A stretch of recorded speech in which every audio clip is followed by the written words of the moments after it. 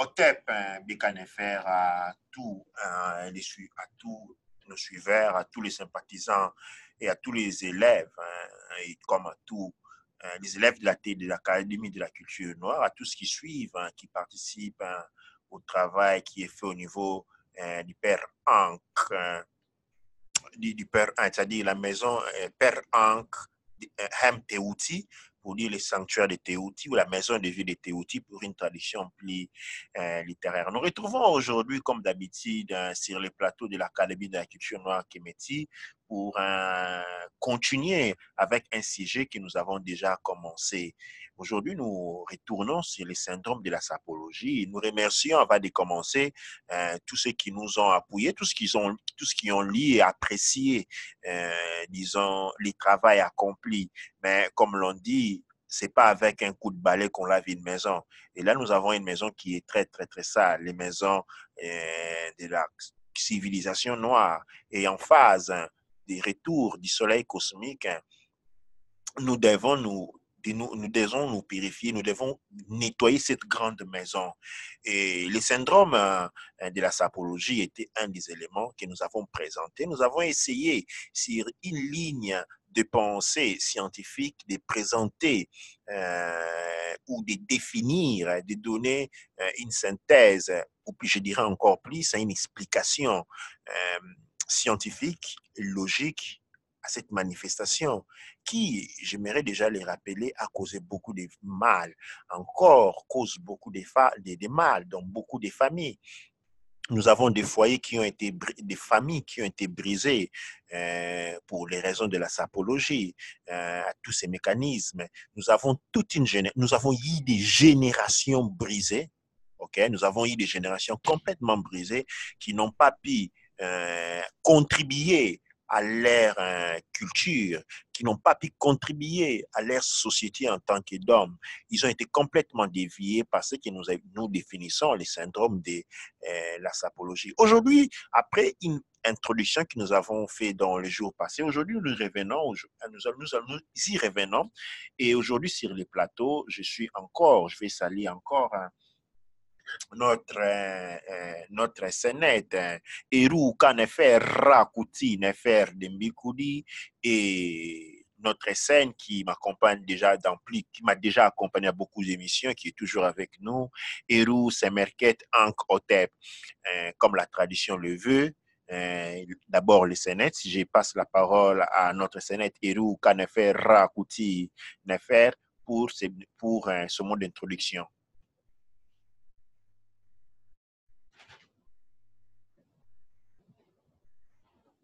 Bécanéfer à tous les Mpangui, Bécanéfer à tous ceux qui nous écoutent.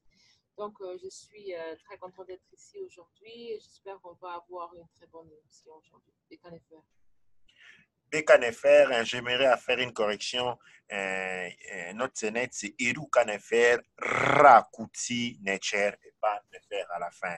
Et je passe la parole, l'introduction à notre scène Eru Semerket Ankh Otep. Yemotep les scènes, ici c'est Eru Semerket Ankh Otep. Nous sommes là pour débattre sur, continuer justement développer le débat sur la sapologie. Donc il y a beaucoup à dire là-dedans, donc je suis la vidéo n'aura pas tout dit. Mais voilà, nous allons commencer ça dès maintenant avec notre scène Koufoui Motep Atoumra, qui est notre journaliste du plateau principal. Douane. J'aimerais ici commencer cette exposition par expliquer par ce qu'on appelle le syndrome de Peter Pan. Beaucoup en ont entendu parler. Nous avons par exemple un des exemples pionniers dans cette situation et le cas de Michael Jackson. C'est-à-dire Michael Jackson, dont les pères voulaient forcer atteindre de niveaux jamais réalisés. Du moins, c'est ce que l'histoire raconte. Le père a été très violent sur lui. On lit encore certains des commentaires quand il raconte lui-même. Il était très rapide et généralement, son père ne l'attrapait pas. Mais le peu de fois que son père l'attrapait, c'était dire, il tapait dire. Qu'est-ce qui se passe à ces moments? Dû à cette forte violence au niveau psychique, hein, la violence psychique des notes découle de la violence physique déjà, c'est-à-dire quand on est vraiment frappé, et l'effet d'être tabassé porte à ce qu'on appelle une forme de confinement sur le plan psychique. Alors, on se retrouve dans un environnement où l'on souffre.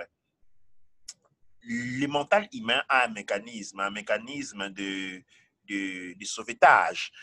Qu'est-ce qu'il fait? Il permet à la... C'est un mécanisme pour lequel on crée une réalité séparée, une réalité parallèle. Cette réalité, elle est créée pour éviter la souffrance. Généralement, ces situations sont créées, ces mondes parallèles, ces mondes mentaux parallèles est créé quand on n'a pas beaucoup de possibilités de sortir de la situation de laquelle on est.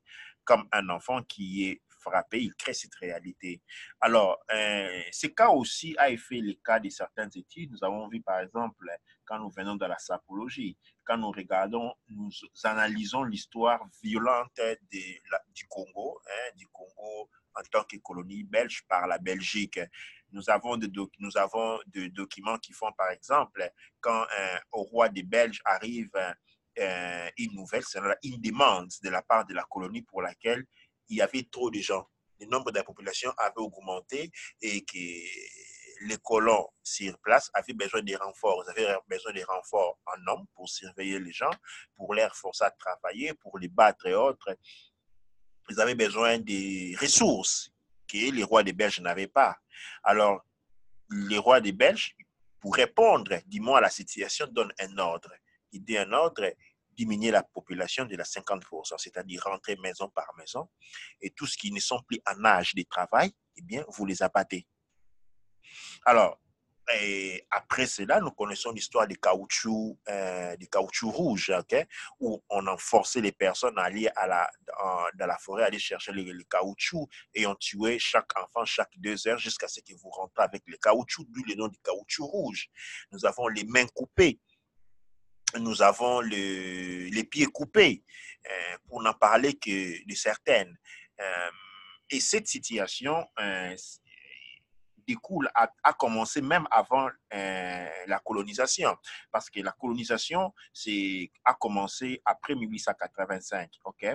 Or, l'invasion du Congo, de ce grand territoire, commence au XVIe siècle. Quand nous partons du XVIe siècle, okay, quand on arrive au XVIIIe siècle, on a déjà 200 ans. Okay? Et puis 200 ans, cela continue jusqu'à ce qu'on arrive à l'indépendance en 1960. On a pratiquement un très long, plus de 350 ans desquels on vit dans cette situation. La différence entre 1885 et que dans 1885, il y a une colonisation qui commence. La différence de la colonisation par rapport à l'esclavage est que dans la colonisation, les choses sont comptabilisées. On sait combien de gens on a tués, on sait combien de personnes on a vendues, on sait combien de personnes on a maltraitées, tout ça est comptabilisé. Pendant que dans l'esclavage, rien n'est comptabilisé. Alors, mais quand on parle aujourd'hui des mains coupées, mais ce n'est pas une pratique qui a commencé avec la colonisation, elle a commencé avec l'esclavage. Si il y a eu au moins 100 fois plus de mains coupées par rapport à ce qui a été comptabilisé. Alors, qu'est-ce que je veux dire par là? Toute cette souffrance pour lesquelles alors nos ancêtres ne pouvaient pas s'en débarrasser. On pouvait fuir, mais les chances de fuir, vous allez sortir des mains des Belges pour tomber entre les mains des Portugais en allant en Angola. Ou bien si vous montez par le nord, vous allez finir entre les mains des Français. Si vous allez à l'est, vous allez entre les mains des Allemands. OK? Et c'est-à-dire, si vous allez à l'ouest, vous allez entre les mains des Anglais. Il n'y avait pas de possibilité de fuite. Alors, qu'est-ce qui s'est passé à cette époque-là? Il s'est créé ce qu'on appelle les syndromes de Peter Pan déjà à cette époque. C'est-à-dire, les gens sont rentrés dans une forme de... Les gens se sont laissés aller. Ils se sont laissés aller. Alors, on accepte la défaite. En acceptant la défaite du point de vue psychologique, il y a une réaction. Une réaction. Cette réaction est laquelle on crée une réalité dans laquelle, okay, on vit, on se coince dans cette réalité-là. Ceci a été, par exemple, le cas de la religion. Okay? La religion, pour certains, qu'il s'agisse des religions traditionnelles noires africaines ou tout comme des religions réveillées, ont servi des mécanismes de sauvetage. C'est-à-dire, on commençait à croire qu'il y aura un sauveur qui allait venir les sauver, on va commencer à croire un ancêtre allait rentrer, on commençait à croire à des choses. Mais c'était une croyance qui était basée sur, qui avait des fondements fausses. Dans quel sens? Dans le sens que la personne, au fond de lui, savait que ce qu'il disait était faux, mais cependant, il en avait besoin pour ne pas sentir la douleur, pour ne pas sentir le poids du mal, pour ne pas réaliser qu'on est un esclave et on mourra esclave. On est né pour travailler, condamné à la servitude pendant toute sa vie. Hein? Ces mécanismes s'est réalisé. Il y avait, comme je dis, il y avait celui de la croyance religieuse, avec des manifestations. Chacun voyait un sauveur de gauche, l'autre, tout le monde invoquait. À l'époque, quand vous rentrez, il n'y avait pas seulement le catholicisme, le kimbanguisme, il y avait beaucoup de manifestations qui croyaient qu'il y a Kimpa Vinta, Fumukimbangu, beaucoup allaient venir sauver. En réalité, c'était un mécanisme psychique de sauvetage pour ne pas compromettre le fonctionnement des organes de base, des organes, disons, primaires. Parce que quand on est dans le désespoir le plus profond, okay, cela compromet le fonctionnement même du corps, hein, du cœur, des poumons. Alors, qu'est-ce qu'il fait? Le corps, quand on est dans un désespoir énorme, hein, surtout quand cela est fait du point de vue collectif, il génère une illusion. Il génère une illusion pour permettre au corps de continuer à fonctionner. Alors, ce mécanisme-là a continué. Il a commencé pendant l'esclavage. Il a continué pendant la colonisation. Il est devenu encore plus puissant. Et c'est ce qui a évolué pour enfin déboucher dans ce que l'on appelle la sapologie. C'est quoi la sapologie? La sapologie, c'est un mécanisme de sûreté, je dirais. C'est un mécanisme de sauvetage, c'est un mécanisme de défense. Quand on se rend compte qu'on est dans une situation où on est condamné, okay, où on n'a pas beaucoup de possibilités, alors on est abattu, on se sent abattu intérieurement, on se sent mort. Alors, comme cela réellement peut provoquer une mort physique, le corps ou le psyché réagit, il crée une réaction. Vous allez voir que la sapologie se développe dans les Congolais parmi les premiers Congolais qui arrivent en Europe. Ils arrivent en Europe avec tout ce qu'on avait rencontré sur la vie en Europe. Quand ils se rencontrent sur le terrain, ils trouvent que la réalité n'est pas ce que la réalité vécue n'est pas ce qui leur avait été raconté. La vie était difficile, nous ne devons pas l'oublier. Ainsi, elle est difficile aujourd'hui, elle était encore plus difficile pendant les années 70. Elle était vraiment atroce et les gens se sont sentis pris au cachot. Alors, en ces moments-là, ce mécanisme a donné un coup de pied. Il est rentré encore plus fort. Il fallait créer une illusion de bien-être. Il fallait fermer les yeux de l'esprit, croire qu'on était bien, comme l'on ne pouvait rien avoir, comme l'on était coincé dans une situation difficile, sans papier à gauche, sans papier à droite, impossibilité de travailler, la police qui vous chasse. Alors, il fallait se protéger. Il fallait se protéger. C'est comme quand les Chinois construisent Mirail, ou bien quand les Anglais, dans les grands désespoirs, invoquaient Excalibur pour les protéger. Les Congolais, les peuples congolais, ou les peuples noirs, Congo à ce moment, ont invoqué quelque chose pour les protéger. Et cette chose était une illusion qui est née, qui s'appelle la SAP. La SAP est un syndrome de maladie psychique. Il devait être traité comme toute autre maladie. Ce n'est pas parce qu'on a des beaux habits que cela change. C'est une maladie psychique et qui commet beaucoup de dégâts. Ici, je ne parle pas dans le sens, je contre les sapeurs, hein, pas contre les personnes, plutôt du phénomène de la sapologie, qui n'est pas un phénomène social, mais plutôt une manifestation de malsainité mentale dans la société. Ces phénomènes sont à catégoriser comme véritable maladie, comme toute autre maladie. Comme par exemple, quand on est effondré par les souffrances, beaucoup tendent à la bière, à boire, à l'alcool, pour oublier, pour créer une réalité là où on se sent qu'on est bien, on ne sent pas la douleur. Comme par exemple, ceux qui prennent la drogue aussi. La jeunesse, quand il sent perdu, il ne sait pas quoi faire. La jeunesse sent que, quand la jeunesse sent que sa vie est condamnée, alors il a besoin de ne pas toujours voir cette condamnation. Il doit échapper de cette réalité. Et la drogue lui permet d'échapper à cette réalité, comme la religion, comme la SAP. Douane cher.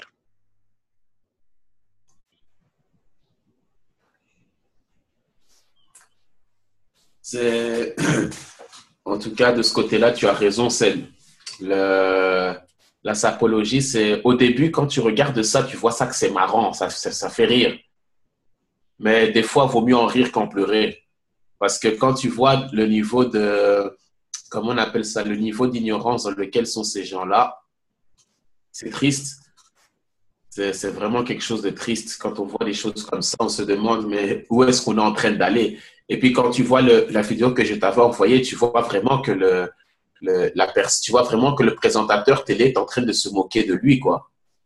Ah, et sans scrupule, ils disent bien que c'est quelque chose qui est né de la colonisation. Donc, ils voyaient les colons bien habillés et tout ça. Et donc, alors, pour finir, eux aussi, il faut qu'ils s'habillent comme ça. Il faut qu'ils montrent qu'eux aussi, ils savent s'habiller.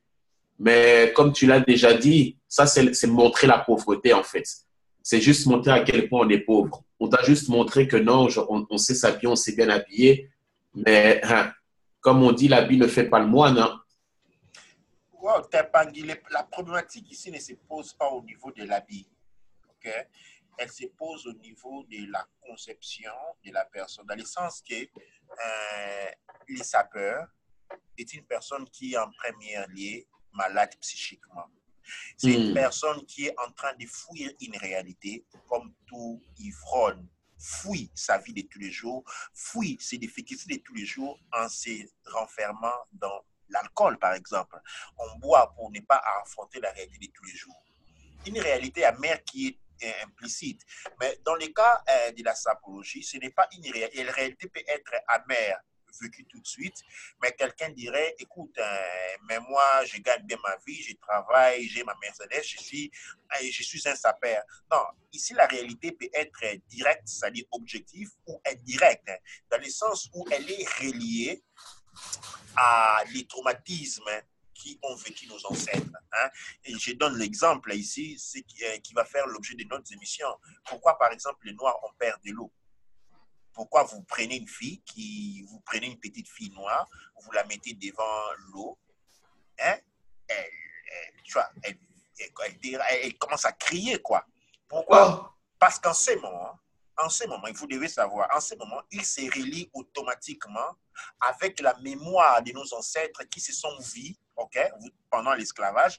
On attachait, quand les esclaves étaient malades ou ils n'étaient pas en bonne santé, on prenait une grosse boule de fer, okay, ou une grande pierre, on attachait une chaîne et puis la chaîne était attachée au pied des Noirs et puis on jetait la pierre dans l'océan et les gens se noyaient, étaient entraînés jusqu'au fond de l'océan. Alors cette mémoire-là, vous devez savoir qu'il y a une connexion entre les passés et les présents, tout comme les futurs. Ce sont tous les temps qui se passent en même temps. Il y a une connexion. Alors, les ancêtres qui ont vécu cela, cette mémoire s'est transférée à ceux qui sont restés vivants. De la même manière, par exemple, quand vous allez au Congo, vous apprenez à un chimpanzé, okay, comment utiliser un caillou pour casser un noix, okay. Vous lui apprenez ça. Vous vous déplacez, vous allez au Japon, vous allez voir que les mêmes gorilles au Japon vont commencer à casser. De la même manière, parce qu'il y a transfert il y a comme une conscience collective, une mémoire collective. Oui, oui. Les ancêtres qui sont morts, ayant vécu cela, même ceux qui étaient situés dans la forêt équatoriale, qui n'avaient jamais vu l'océan, ils ont recevé les messages. Ils ont reçu ça. Et quand ils ont des enfants, les enfants vont recevoir ces messages-là. Et cet enfant-là, quand vous allez les mettre devant l'eau, il flippe. Okay? Il flippe.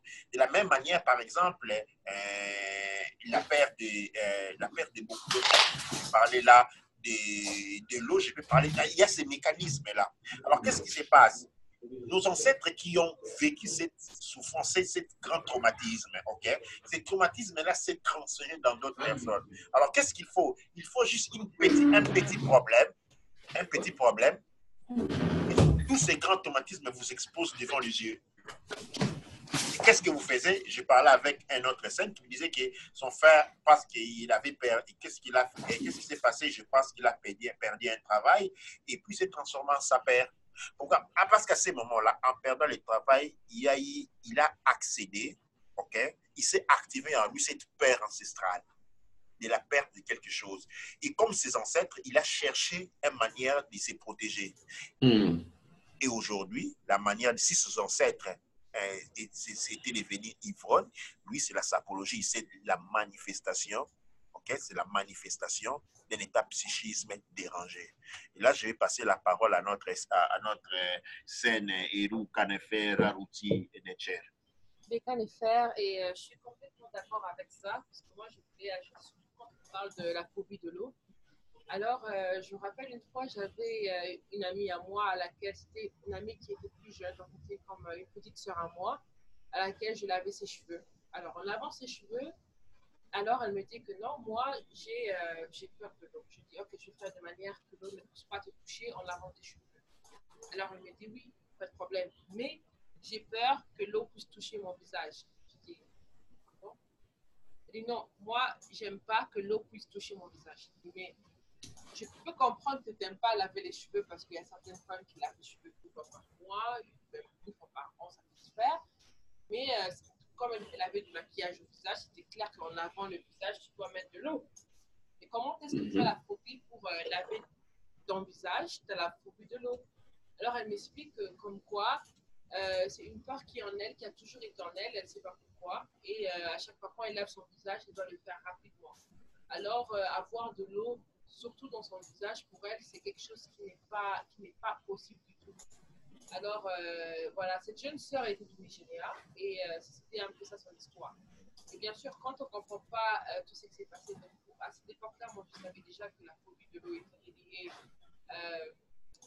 à bien sûr à l'esclavage et aussi au fait qu'il y avait beaucoup de personnes qu'on a perdues dans l'eau. Mais pourquoi je dis ça, c'est aussi parce que mon frère, quand on était petit, on avait une piscine à la maison. Alors, on a appris à nager. Il savait très bien nager. Il savait très bien nager quand il était petit, je dirais, entre 0 à 5 ans. Il savait absolument très bien nager.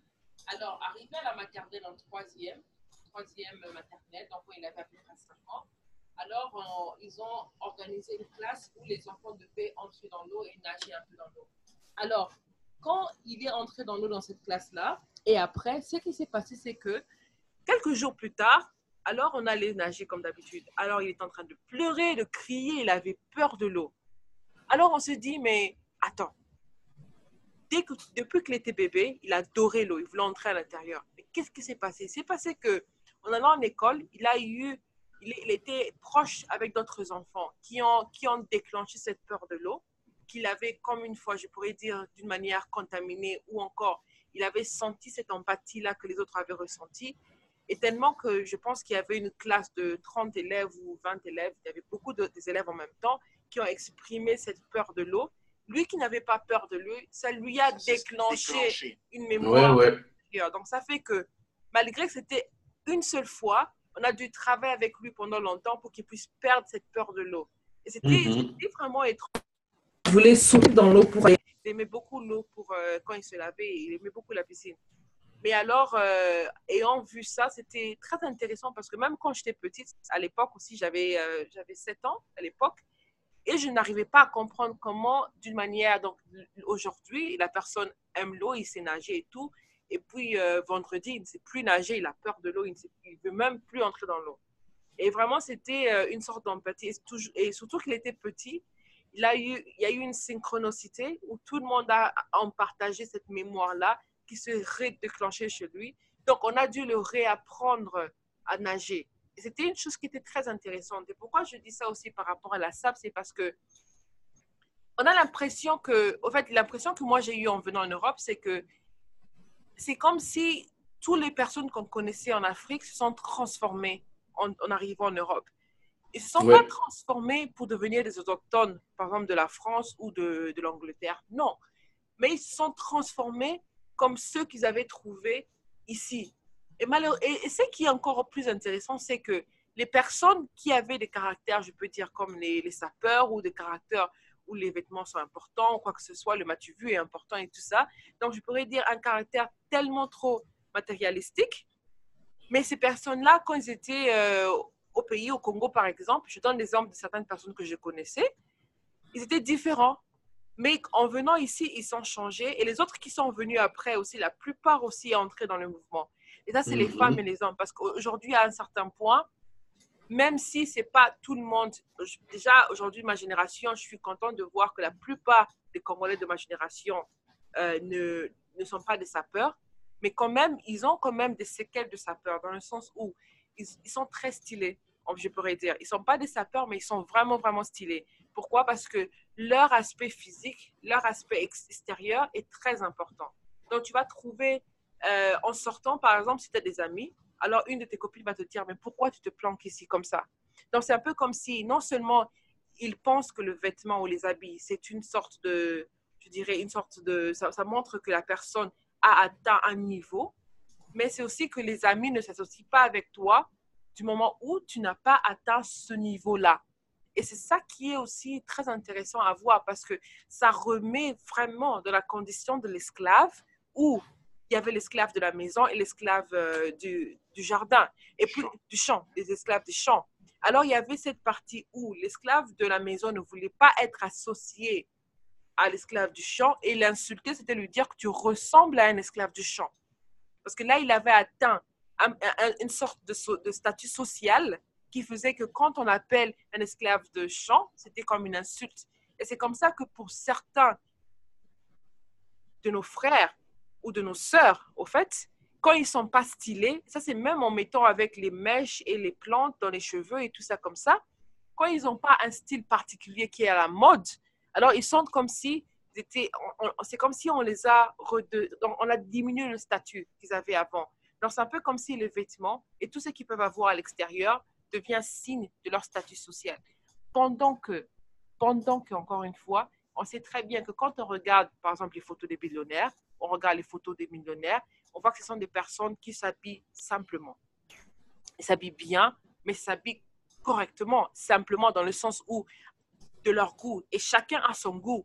Mais quand on vient dans la partie des sapeurs, on voit que tout le monde veut être le plus meilleur stylé que les autres, et surtout même certains la chose qui me choque le plus, c'est que il y a certains même qui veulent acheter des vêtements chez des couturiers qui sont reconnus comme des racistes, qui le disent ouvertement, qui acceptent, qui disent que moi, je ne veux pas que mes vêtements soient portés chez les Noirs. Arrêtez de les porter.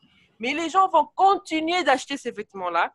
Ils vont continuer de faire la queue pour attendre que ces vêtements puissent sortir pour les acheter. Et c'est comme si les insultes qui sont faites chez eux, ils ne les écoutent plus, mais ils voient juste le fait qu'ils veulent être stylés parce que c'est ce qu'ils veulent atteindre. Donc, c'est vraiment comme un but ou une manière de s'accomplir pour certaines personnes. Et ce qui est triste, c'est que même pour les personnes, quand tu parles avec eux, il y a certains niveaux, il y a certaines personnes qui ne se rendent même pas compte de comment ce style est en train de s'occuper de leur vie. Là, je donne l'exemple des filles, par exemple, qui doivent s'acheter des nouveaux vêtements pour chaque fête de mariage ou encore doivent s'acheter des nouveaux vêtements pour chaque sortie. Et c'est comme si tu as porté un vêtement une fois, on ne peut plus te revoir avec le même vêtement. Et ça, c'est vraiment étrange. Bécanefer. Bécanefer, là, j'étais en train de prendre quelques points pendant que notre scène était en train de parler. Un point qui se relie à ce que Héroux Semerket en Kotep avait dit au début, quand on dit en parlant des habits, c'est-à-dire on veut ressembler, ressembler aux colons. En fait, il y a ici, quand on y va profondément, il y a un problème de refus de l'identité. Parce qu'il y a une chose que nous devons comprendre, bien entendu. Nous devons comprendre que la plupart des Noirs aujourd'hui vivent dans ce qu'on appelle la diaspora culturelle. Ils vivent, quand on est dans la diaspora culturelle, c'est-à-dire on est un esclave. Alors, quand ce qu'on fait, l'esclave a une image. Il a l'image de lui en tant qu'esclave, en tant que bien, parce que l'esclave, il est considéré comme un bien, tout comme un morceau de papier ou une chaise. Et maintenant, pour lui, atteindre la liberté, c'est ressembler à son maître. Il faut ressembler au maître. C'est ainsi que, par exemple, toujours dans cette lignée-là, on voyait en Occident, la sapologie, ce n'est pas un phénomène nouveau et n'appartient pas seulement aux Noirs. Après la Deuxième Guerre, la Deuxième Guerre mondiale, non, même avant ça, autour du XVIIIe siècle en Europe, pendant que la pauvreté était en train de battre très fort, il y a eu un mouvement qu'on appelait les dandysmes.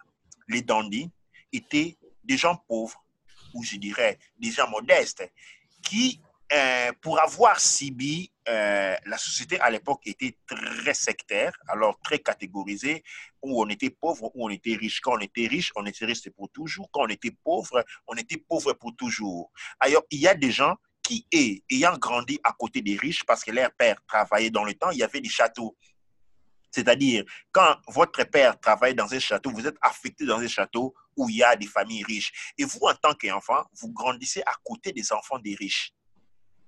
Mais vous n'êtes pas eux. Alors, qu'est-ce qui s'est fait? Cela a provoqué un traumatisme énorme. Encore là, nous avons les traumatismes, c'est-à-dire le syndrome de Peter Pan. Les enfants se sont isolés. Alors, en grandissant, ayant atteint l'âge adulte, qu'est-ce qu'ils ont fait? Ils ont commencé à se comporter, à immoler les comportements des riches, à s'habiller des riches. On appelait ça l'idandisme. Vous trouvez ça dans la littérature, par exemple, germanique et la littérature anglaise et italienne du fin 18e siècle et début 19e siècle. On a l'idandisme. Les dandysmes, c'est la folie de l'apparaître. On est pauvre, on n'a pas beaucoup. On vivait généralement, les dandys vivaient dans des placards. Ils avaient juste une maison, un appartement qui ressemblait à un placard. Tout ce qu'ils pouvaient était investi pour acheter des habits, pour apparaître apparaître exactement comme les gens qu'ils avaient connus pendant leur enfance. Là, il y a un autre problème, c'est-à-dire, il y a un problème exact. Ce que je voulais dire ici, c'est que on commence le 19e siècle entre les 18 et les 18 début autour de la fin de la Première Guerre mondiale et les années 35, tous les dandys avaient été récupérés et mis dans les cliniques psychiatriques. C'est comme ça que ce phénomène avait disparu. Ah! Eh oui. Carrément à l'asile psychiatrique. Oui. Parce que c'est là, qu'est-ce qui se passe? Il faut savoir que certains mécanismes sont contagieux. Les maladies psychiques, mentales, sont de nature contagieuse. C'est comme les tics. Quand vous avez un tic, vous allez contaminer. Les gens qui sont autour de vous vont aussi prendre les mêmes tics. Il y a ce qu'on appelle les virus mentaux. C'est comme virus, ça se passe. Alors, qu'est-ce qu'on a noté? On a noté que quand les gens avaient été atteints de cette maladie-là, le dandysme, cette maladie psychique, en fait, les enfants qui grandissaient autour de ces enfants, de ces personnes-là, étaient contaminés. Étaient contaminés. C'est comme ça, par exemple, quand on voyait dans une des photos ici, on a un enfant, je crois, c'est lui, un enfant, on a un dandy enfant. Pourquoi? Parce qu'il est exposé à cette réalité-là. Il est contaminé. On va dire non, il aime s'habiller comme son père. Non, il a été contaminé par son père. Oui, c'est vrai ça. Alors, à l'Europe, quand on a vu après la Deuxième Guerre mondiale, l'Europe commence à se reconstruire. On est aux années, entre les années, on passe les années 40, 45, la guerre finie. Il faut confiner la situation. Alors, toutes ces personnes-là devaient être mis de côté. En fait, on a eu les booms dans la société occidentale européenne après 45 parce que tous ces personnages-là avaient été mis de côté. C'est-à-dire, on a trouvé les moyens d'apporter une cure à ces phénomènes-là. Alors, c'est le même phénomène que nous avons aujourd'hui. Vous voyez dans la photo, il y a des gens vêtus avec des vêtements traditionnels écossais. Les vêtements écossais, les jupes écossais sont des vêtements traditionnels. Mais on appelle ça de la sapologie. Sapologie en quoi? En réalité, qu'est-ce que nous avons ici? Nous avons des individus malades. Nous avons des individus malades et qui sont dangereux dans la société parce qu'ils peuvent contaminer les autres et contaminent les enfants. Et quand on contamine les enfants, on compromet le bon fonctionnement d'une société. On compromet un bon fonctionnement d'une société. Et on crée des gros problèmes parce que généralement, ce sont des grands fainéants. Ils ne produisent pas. Et quand ils produisent toujours pour les sociétés étrangères. OK? Alors, ça, c'est un des grands problèmes. C'est une des manifestations. Le monde noir, le monde congolais en référence a connu beaucoup de traumatismes. OK? Nous devons étudier ces traumatismes et voir comment ils se manifestent aujourd'hui, ces traumatismes. Et la sapologie est un des moyens à travers lesquels les traumatismes se manifestent aujourd'hui. Et nous devons apprendre à voir. Nous devons, en tant que société, faire l'effort de considérer cela comme une maladie mentale. C'est une maladie mentale. Ce n'est pas quelque chose à encourager. Nous devons prendre une certaine position. Bien entendu, nous ne devons pas nous attaquer aux personnes. Hein? On ne s'attaque pas aux malades. Il ne s'agit pas ici des maladies physiologiques, mais il s'agit des maladies mentales. Ils sont beaucoup plus dangereux que les maladies physiologiques. Les maladies physiologiques, on peut limiter les rayons de contamination. Pour les maladies psychiques, les rayons de contamination est énorme. D'où en est-ce? Tout à fait, c'est vrai. Il faut voir ça vraiment comme une maladie. Ce sont des gens, comme tu dis, ce sont des gens qui sont malades. Parce que quand j'écoute certains commentaires, oh non, le sapeur ne peut pas manger. Qu'est-ce qu'il avait dit? Oui, le sapeur ne mange pas parce que s'il fait une tâche sur sa sape, ça ne va pas. Il y en a un autre, ça c'est Eroudel Kaou qui me l'a dit, il a vu ça dans une vidéo. Il y en a un autre, il a dit, une femme peut faire de toi un cocu. Or que la sape, elle t'attend dans ta garde-robe. Mais tu te rends compte que par rapport à cette maladie-là, ils ont même sorti des théories. Donc, on dirait que le Congolais, il est fort pour sortir des théories, même sur la fausseté. Donc, en étant malade, il devient lui-même un philosophe malade, qui sort des théories malades. C'est une existence à côté. C'est une existence à côté. On tape à côté. On s'habille comme un corbeau, non? Noir, noir, comme des gens qui vont célébrer un rite funéraire. Et bon, c'est-à-dire, ce que je vais faire, ce que je suis en train de faire, j'aimerais qu'on fasse ici, qu'on comprenne la situation, qu'on ne s'attaque pas aux personnes, parce que les personnes qui sont dans la sapologie sont des victimes. Ah ben oui, ça. Tu vois, ce sont des victimes de la sapologie. Ce sont les victimes, ce sont les personnes qui manifestent un niveau de stress, mais un stress qui n'est pas contenu en eux, c'est un stress qui est ancestral. Oui. C'est un stress stressant, et c'est-à-dire qu'ils doivent pour autant bénéficier de toute notre compréhension, de tout notre amour. Et ce que nous devons plutôt faire, c'est nous devons chercher à établir euh, des moyens, de créer, de mettre sur place des moyens pour pouvoir les aider. C'est-à-dire, quel genre de thérapie pouvons-nous offrir à des personnes qui sont des sapeurs, hein, ceux qui prennent conscience et disent, écoute, c'est comme aujourd'hui, chez les Occidentaux, ils ont toujours le problème de la colère. Aujourd'hui, il y a des thérapies contre la colère. Il y a des centres où vous allez faire une thérapie parce que vous êtes colérique. On va vous aider à vous débarrasser de ça, à aller au-delà de cela. C'est-à-dire, ouais, aujourd'hui, en tant que société noire, nous devons plutôt raisonner dans cette direction-là.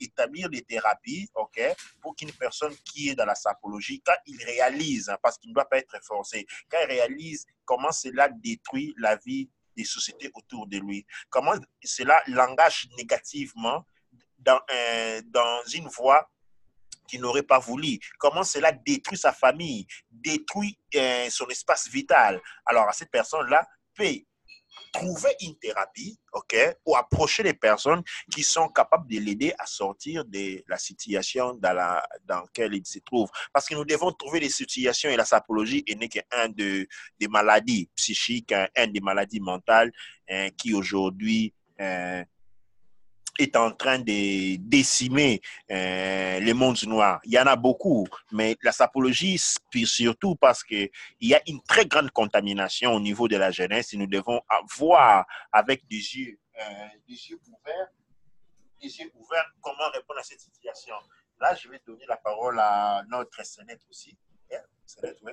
Oui, alors je pense qu'en solution, une des premières solutions que moi j'allais suggérer, c'est que quand on regarde d'abord, un des problèmes que moi je trouve avec la sapologie, c'est que les gens sont d'une manière, ils sont rentrés, ils veulent ressembler le colon à l'époque où les colons ont quitté si je peux expliquer ça comme ça. Donc, c'est un peu comme s'ils veulent ressembler au colon la dernière fois qu'ils ont vu un colon. Donc, c'est comme si le colon ne s'habille plus comme ça, mais vous voulez le ressembler à lui comme il était à l'époque. Et c'est comme si vous voulez être ce que lui, il a été. Ouais, et pas ce que lui, il est. Et donc, en disant ça, c'est une chose qui est importante, c'est que la personne doit d'abord se rendre compte de quelle image il veut ressembler. Parce que moi, je trouve que vouloir se sentir bien et vouloir investir sur soi n'est pas une chose négative du tout. Mais je dirais aussi que, par exemple, les sapeurs sont des personnes, dans certains cas, parce que je sais qu'il y a une sorte de sapeur qui est vraiment à l'extrémité, mais il y a une autre sorte qui s'habille très bien. Alors, ceux-là, par exemple, peuvent bien aider à, d'une manière ou d'une autre, enchaîner une sorte de mode africaine. Oui, par exemple, j'appellerais Kémy Seba un sapeur africain. Mais c'est beau. En fait, ça donne envie il s'habille bien avec une mode qui respecte. Hein. On peut s'habiller à défaut de l'image. C'est-à-dire, on doit pouvoir représenter ce que l'on est. Quand quelqu'un est porteur quand on est porteur des propres valeurs traditionnelles, cela est positif. Okay, cela est positif jusqu'à une certaine limite. Mais quand plutôt on est dans une forme de délire psychologique, et là, par exemple, on fait une photo bien habillée dans la poubelle. Alors, il faut comprendre la relation psychologique qu'il y a derrière cette image et l'état mental des personnes qui habitent dans cet endroit-là et voir les personnes qui sont comme ça. Regarde ce qu'on voit devant nous là. Tu vois? Et là, il y a... Allô? Alors là, il y a une photo de la personne qui est les sapeurs. Les sapeurs, c'est comme cette image qu'on voit dans une bouteille. Une personne enfermée dans une bouteille. Une personne enfermée dans une bouteille qui ne peut pas bouger, alors il doit se créer une réalité pour laquelle il se sent bien. Et ça c'est, comment je peux dire, une explication de l'état mental que je donnerais à une personne qui se considère sapeur. Donc, de mon côté, moi, je lancerai un appel. Je ne dis pas tous vont les recevoir de manière positive, mais c'est celui qui se sent touché, interpellé par cette situation, qui trouve que cela les dérange d'une certaine manière, qu'il comprend l'engrenage négatif dans lequel il est plongé, qui s'appelle sapeur, eh bien, on n'a pas de solution, mais déjà, on peut penser à une voie de sortie, à des thérapies, comment aider ces personnes à sortir de cette situation-là. Là, je passe la parole à Ivo Semerket.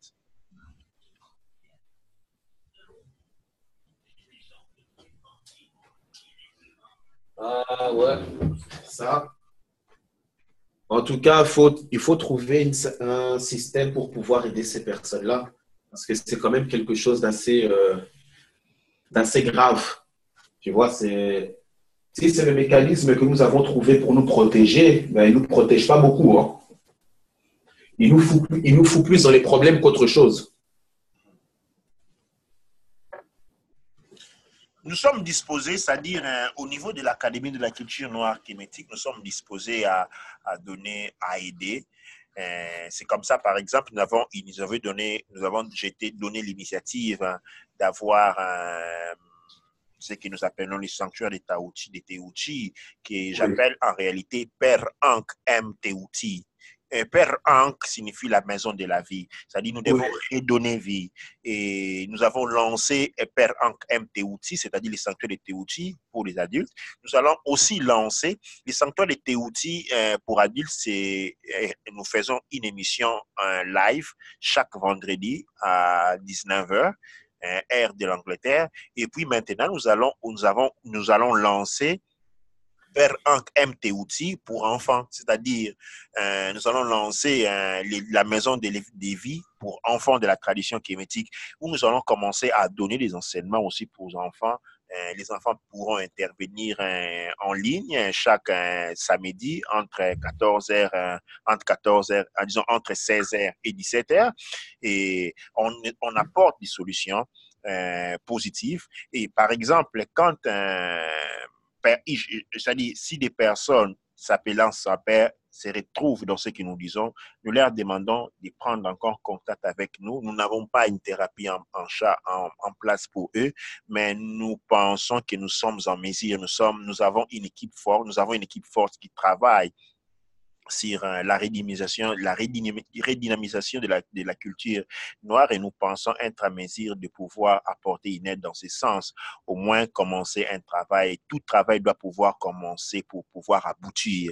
Et les instruments, nous avons plus de 7 millénaires de culture sur nos épaules auxquels nous devons accéder et dans lesquels nous pouvons trouver les solutions à tout ce que nous voulons.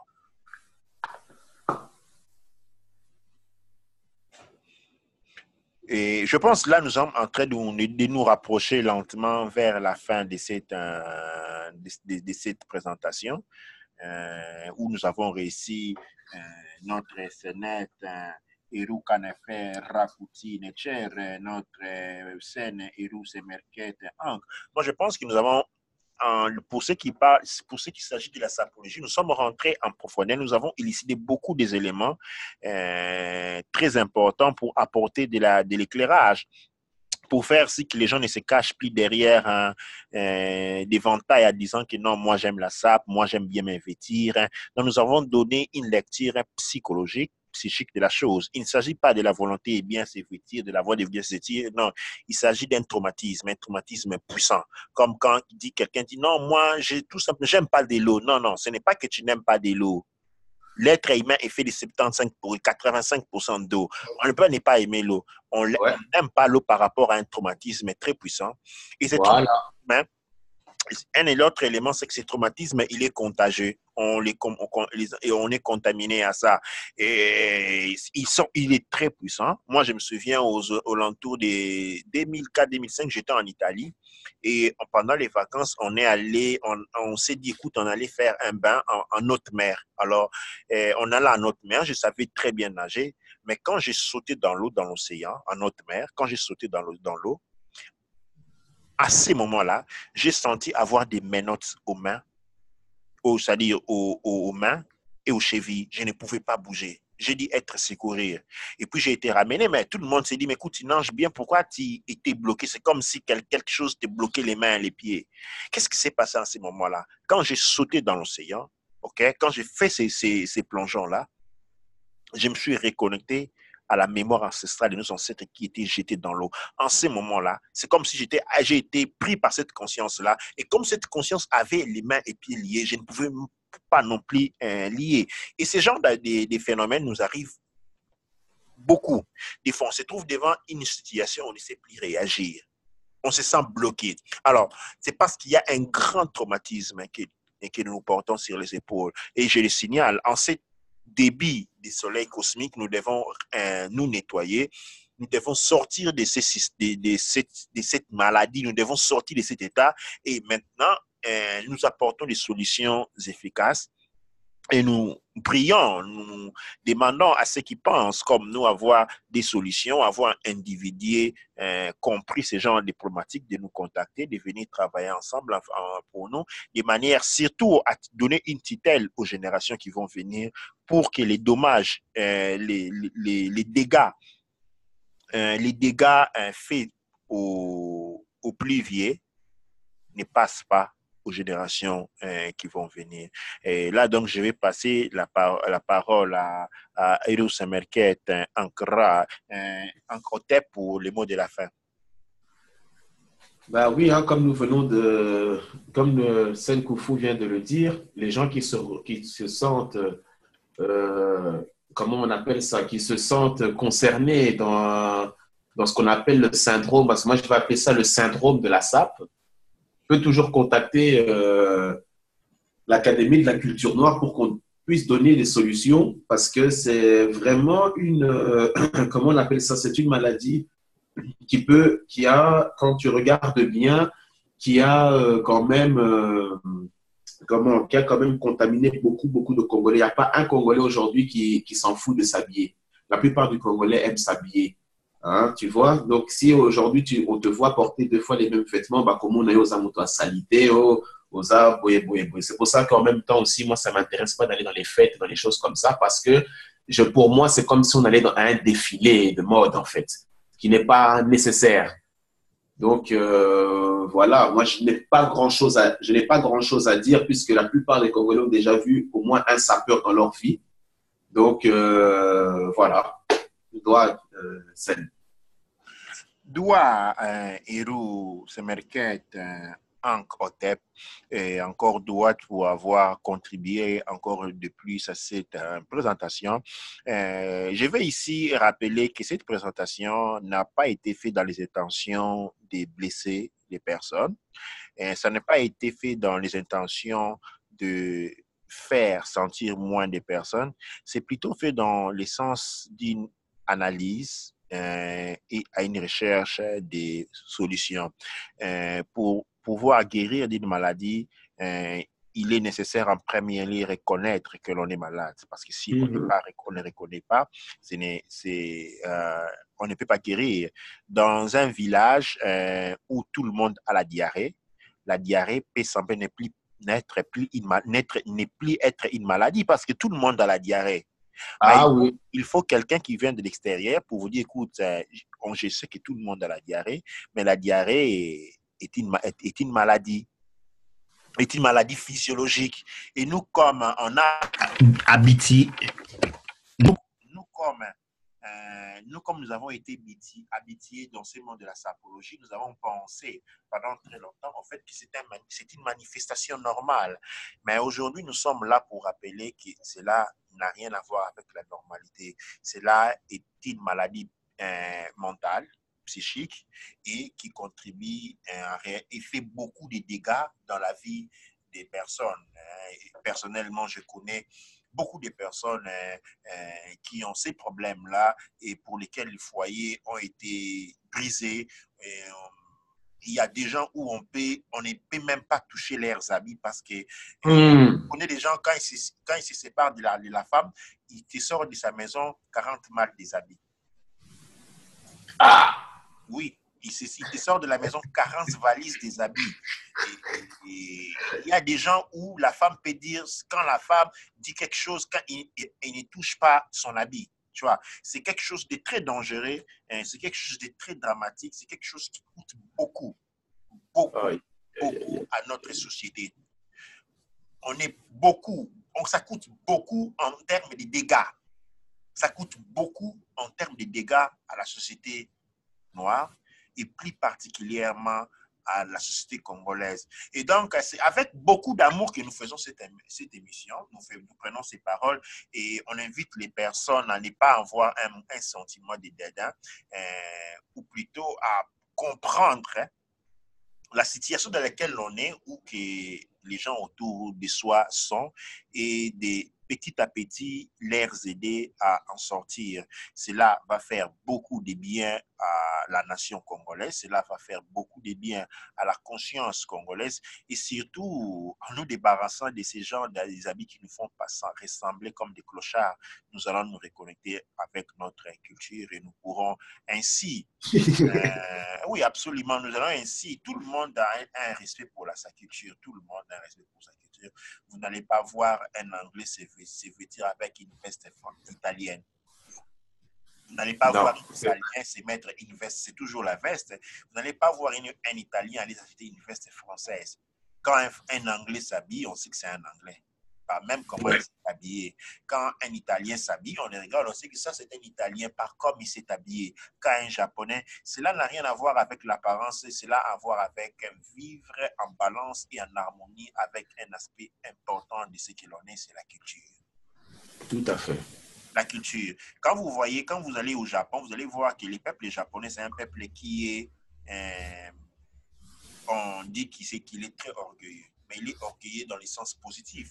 Il est orgueilleux de soi pas en tant que race, pas en tant que race, mais en tant que culture. La culture japonaise. Il aime sa culture. Hein? Il est fier de sa culture. Il est fier de sa culture. Et pour les Japonais, quand tu n'es pas fier de ta culture, quand tu ne vis pas dans ta culture, tu es un être inférieur. Quand ta culture n'a pas le même poids, quand pour un Japonais, ta culture n'a pas le même poids dans ta vie que la sienne, OK? Tu es un être inférieur. Et généralement, on se balance souvent, on se brise les cœurs à penser que les autres nous discriminent sur base de la couleur de la peau. Non, généralement, on est beaucoup plus discriminé par base des valeurs. Ouais.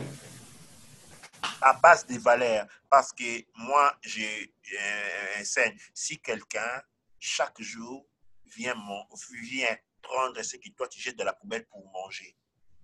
Chaque jour, ces personnes-là viennent prendre, il doit attendre que toi tu manges, tu jettes de la poubelle pour que lui puisse manger. Aura-t-il du respect pour cette personne? Non. Pas du tout. Imaginez demain, vous vous retrouvez dans un bureau et cette personne veut passer devant toi. Tu vas dire, écoute, mais qu'est-ce que tu racontes? Passer devant moi depuis quand? Rentre derrière toi qui manges de la poubelle. Généralement, nous devons sortir de la conception du racisme sur le point de la couleur de la peau.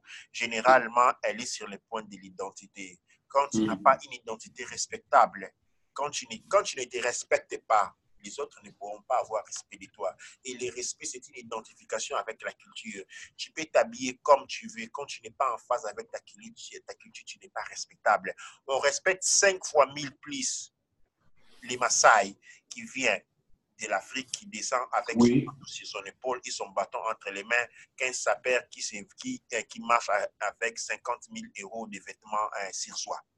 Oui, tout à fait. On respecte beaucoup plus les Maasai. On respecte beaucoup plus l'Indien rouge qui se promène avec sa tenue folklorique, sa belle tenue avec des belles couleurs, dont le prix peut être négligeable. Il a beaucoup plus de valeur qu'un sapeur vêtu avec, je ne sais pas moi, l'Ikimoto, Yamamoto, tout ça. Il a cela parce que vous êtes jugé généralement disons, pas du point de vue d'un monde malade, mais même du point de vue d'un monde positif. Vous êtes jugé par rapport à votre valeur. Votre valeur se détermine par rapport à votre intégrité culturelle. Quand vous avez quand votre degré d'intégrité culturelle vous met sur un degré, un niveau. Alors, quand vous êtes comme ce monsieur que je vois là, la photo, je ne connais pas les messieurs, et cette photo-là, ça dit, vous allez vous rendre compte que personne ne peut vous respecter. Vous n'êtes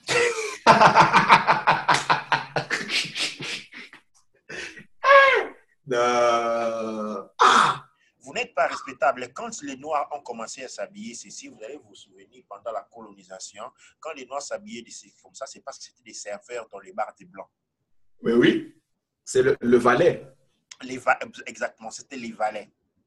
Les valets, c'est un serviteur. Et généralement, les valets, pendant la colonisation, c'était un serviteur qui n'était pas payé. Tu vois? Et alors, quand vous vous habillez comme des valets, vous ne pouvez pas attendre d'être respecté. Les valets n'ont pas de valeur. Les valets, on ne les paye pas, on l'achète.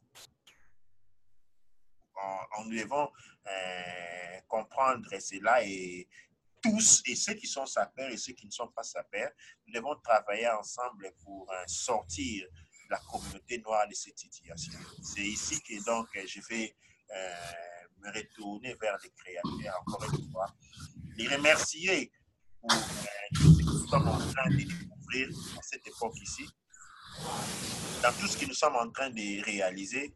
Et encore, je retourne vers lui en disant Amasu empa emra sangsu, emenra empa emra, au kuaura manketipa erura.